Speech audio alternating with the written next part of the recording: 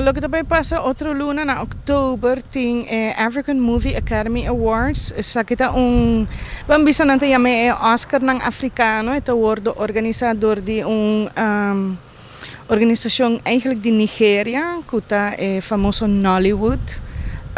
Anto tour aya nanta celebrar awards ng aki deng outro país africano. E aya aki lota na Rwanda.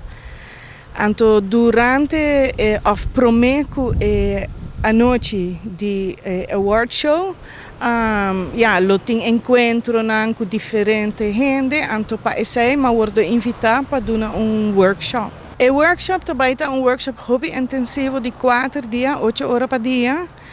Chama visual storytelling, den qua pa filmmaker, beginning filmmaker e intermediano. Me lo repassa algum curso de teoria, lá ganhar algum exercise e nós espera hasta para na final de 4 dias nós portar 4 short films que tá resultado de workshop. Workshop tá abrir riba website de organização African Movie Academy Awards. Tem uma petição para participar na workshop. A maioria de gente, naturalmente, que está peticionando a gente de África e hopi de Ruanda mesmo, que está fácil, sobre a nós também está.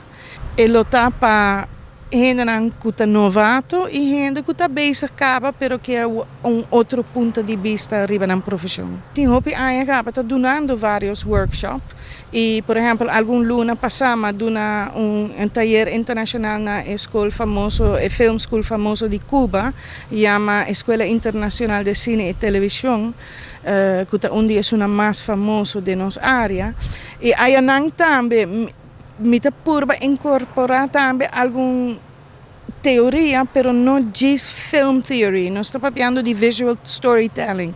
Dus workshop não sempre está enfocar a parte visual com cada shot por conta uma história e conjunto não conta uma história mais forte. Nós temos hobby talento na Aruba e tenho 23 anos que me está back den mi rama dus audiovisual hobby cosa cambia mas nem cabibisa awor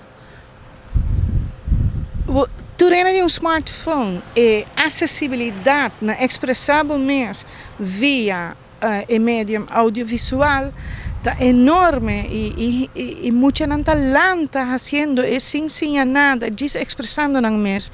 Então, o talento não está ressaltar e dus que não tem oportunidade para fazer workshop, está echt tremendo. E sigue e nós mesmo mais. Essa aqui é Arubiano, o website